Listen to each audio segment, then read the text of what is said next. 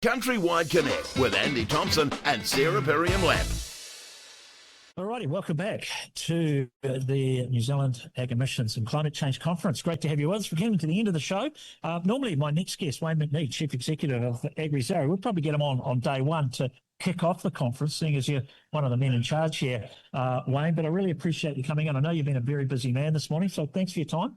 Yeah, thanks very much for inviting me. It's a pleasure to be here. I couldn't make it at the start of yesterday, but I've really enjoyed the parts of the conference I've seen, and yeah, I've just had my session, so that was great. Yeah, and I didn't get your session, so because I was busy here, but and you can't eat my cookie either. That's have you tried one of those cookies? No, I haven't tried one. You need to go and try it. Get Maury. This is I know Maury. Yeah, made with Rubisco, so no eggs in there. So It is very, very impressive. Hey, look, I was just saying to Paul there that I was here last year, and this year seems to me, last year was a lot of theory. There's a lot of discussions about what could and how and when.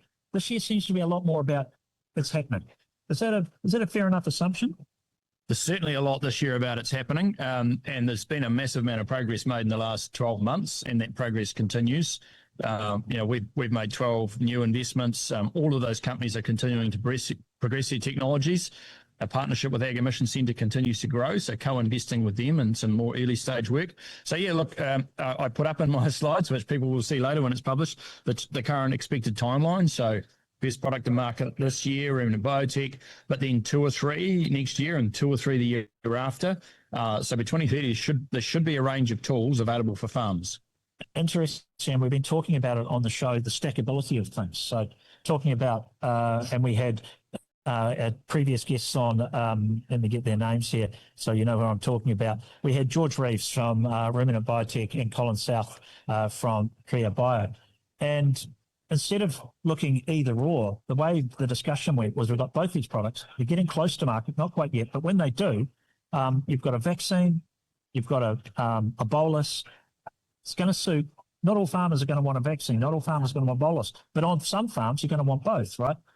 You've got genetics, you've got EcoPond, you've got a whole bunch of products that will all work together in cahoots. In some cases, they will. I mean, our goal is, the reason of having a portfolio is partly because some of the companies will fail. We know that. They won't all get to market, but also give farmers a range of choices. So, farmers don't like to be told what to do. They'll want to have choices.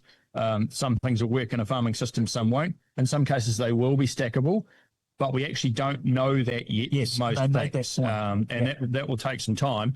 First thing is get them available, get farmers using them at scale, demonstration, and then commercial scale farming, so that other farmers can see them. And that's the key for farmer uptake is seeing your mate down the road using it.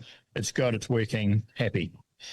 Yeah, well, Brendan O'Connell talked about New Zealand farmers are by nature early adopters, right? But there is some resistance. There are some people concerned about some of the products. And I said earlier in the show, I was very pleased to see you had the Dutch thing about Bovia on there. And I actually want to find that presentation and watch it myself. I didn't see it. But being upfront about that, I think, is really important. Are you finding that? Yeah, well, it was Danish, actually, the Bovia thing. But yes, yeah. I mean, one of the key experiences there, which Peter Lund said in his presentation, every farmer was forced to do that. I mean, yes, that's what I said earlier. Give farmers choices, give them opportunity to try things, and let them take up the things that work in their farming system. And the view was that he said, as he presented anyway, if farmers had been given a choice, you might have seen some. I mean, it was still an overall positive outcome, and many farmers are still using it, but they weren't given choice. And that's one of the things that, clearly farmers will want options. The other thing we've really focused on is, are there tools that will improve productivity as well as improve methane or reduce methane? And some of the technologies are more focused on that. So again, it's going to be, a range of options. Yeah, productivity is a really interesting one. So, or maybe on-farm profitability as opposed to, I mean, productivity and profitability go hand in hand, right? But yeah, I think getting the information through to farmers that reducing emissions is not a cost to your business. In fact, you do it right, you unlock productivity in your stock. And I think that's been a learning for me as well. Like using methane actually reduces, because they're using energy, right, to create that methane. If it's not there, they can use it to create milk or meat. Methane is a waste product for the animal. So in theory, yes, if you reduce methane, you should get more productivity. It hasn't always been proven, and you need large trials to prove it. But certainly in theory, some of the technology should be able to do that, and that's kind of the win-win for the farmer. But as we've heard also, that there is market pull here. So the processors are getting asked by their customers to find ways of reducing the amount of emissions in the food chain and the supply chain, and that is the key driver. It's the key reason that we were set up with the funding from the private sector and then the Crown match funding. The private sector is all about market pull. So I should have asked this question right at the start, because we're assuming everybody knows what Agrizero is. Give me the elevator pitch for Agrizero. Sorry, that should have been my first question. I'm very bad at this. We're a private. You need to practice more. We're a private-public partnership, so we're half owned by the private sector, half owned by the government. So there's 10 private sector investors in the government. We started in February 2023. We focused on emissions reduction in methane and nitrous oxide in ruminant animals and pastoral farming. So we only care about things that might work in a pastoral farming system, and focused very much on New Zealand. Yeah, which is a big distinction on that one, because we're not worried about feed additives, because we don't do that not a continuously fed feed additive. Oh. So some of the things might be a feed additive, but you might be able to give them once a day. You might be able to give them once a day. So things like Bavea have to be fed continuously. That won't work in a New Zealand system. Yeah. But some of the things we're looking at, like the probiotics, might be a once a day, or maybe a once a week, or maybe a drench. So options like that. So you may still have some feed additives, but you need other things as well. Is the pipeline of new ideas still coming through? I mean, like the low-hanging fruit are probably already underway, but, are you still getting new pitches for new ideas, new options, new ways of doing it, totally stuff out of left field? Is that happening? We are. So, we've made 12 new first investments. We've declined over 200. So we see plenty of things that we look at, and the science advice we get is they don't think those things could work. And because they're early, sometimes it's still making judgment on whether they could work. We get independent science advice from around the world before we make those decisions. We're still finding new things. People are approaching us. They know who we are now. So from around the world, and we're invested in the United States and Europe and the UK and Australia, New Zealand, and we hear about things all the time. And most recently, someone said, "Hey, have we had a look at what's going on in China?" And we have had a bit of a look. So there's other work happening around the world, still trying to find other solutions. That said, we're looking to build a portfolio of probably 16, 17, 18 things, and then really focus on getting them to New Zealand, making them available, and then working on helping farms take them up. So ultimately, nothing works if farmers don't use it. All right. So best case scenario, in a New Zealand farming system, when are we going to see something on farm? So first thing that should be available is this year ruminant biotech's product. It's almost through the regulatory process, as we understand it, and then another 2 or 3 next year, and 2 or 3 the year after that. Some of them don't need regulatory approval, like Biolumics product. Some of the probiotics won't need regulatory approval because they're already existing probiotics. So that is what we're hoping to see and what we're looking to see over the next. So yeah, 1, then another 2 or 3, then 2 or 3 the year after that, so more after that. So we've got to go through the regulatory process. Do you keep the regulators informed about what's coming through the pipeline, so you don't get a hold on? No. Oh, absolutely. We have a very MPI on behalf of the government owns half of us. We have a very good relationship with MPI. We meet them all of the time. We introduce them to all the companies we're working with. Many of those companies have come here. In fact, almost all of them now have met with MPI. So they're very well aware of the pipeline and working very closely. I compliment them, working very closely with the companies to say, this is what we need to see. These are the trials you're going to need to do, so that they know what's coming. So that's one half of the equation, the regulatory approval. Farmer adoption is the other half.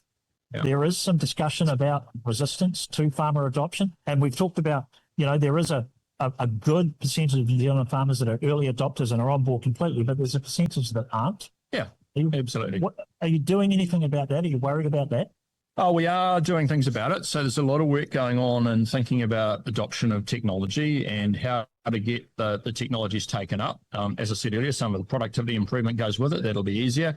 But also working with processors, working with government, and looking at how we get the early adopters using and get farmer experience and then commercial scale trials.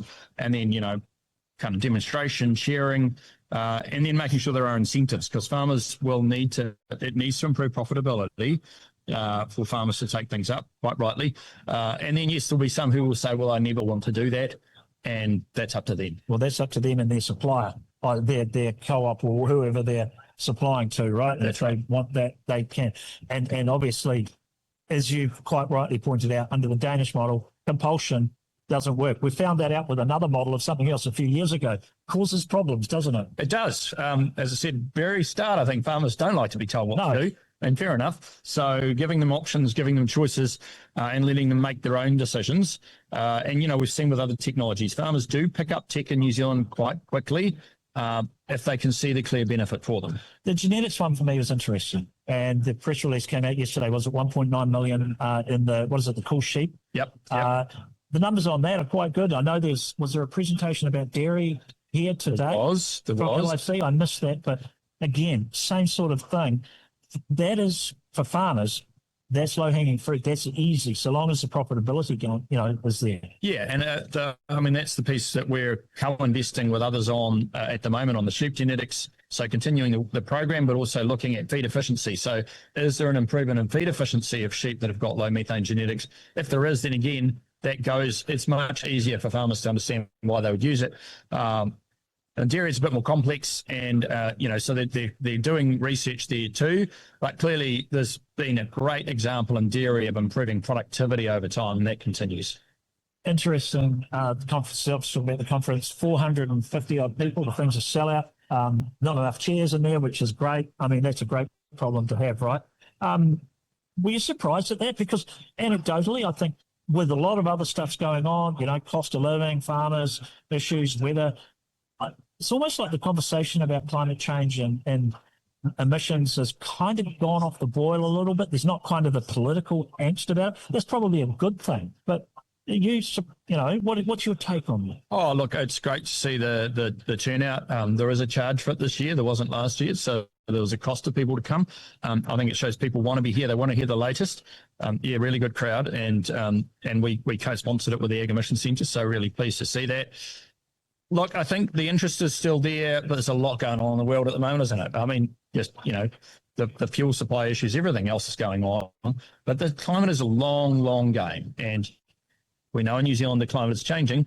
We know that's happening. We know it's happening. So the question is, how can we contribute to it?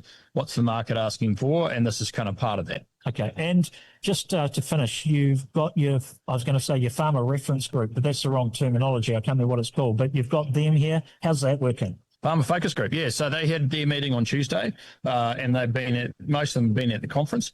Look, it's been great to have them here and get them to see the wider work that's going on. They're a really important part of what we do. I can't, getting their direct feedback to companies who have invested in. The companies will come to New Zealand, they've met the farmers, they hear exactly what farmers' expectations are. They don't sugarcoat it. It's very direct feedback around what they would need to see to use the type of technology that's being developed. And that's been great. And also, these are farmers who really believe in what we're doing, but they're not afraid to answer hard questions. Well, I know a couple of them personally. I didn't know the whole lot, but the two I spoke to yesterday, you're not going to die wondering with either of those, Andrew Whiffen and Emma Crutchley. They will definitely tell you they're all doing the same very clearly, which is why they're there. They obviously believe in what we're doing, but they're also here to be part of the challenge and the opportunity. Wayne, we're out of time. Chief Executive Agrizero New Zealand, thanks so much. Thanks for privilege of inviting us along and broadcasting from the conference again. Yep. Really enjoyed it, and it's great to come in and catch up with you guys and the whole concept and everyone and be part of it. So thank you. Great to have you here. CountryWide Connect with Andy Thompson and Sarah Perriam-Lampp.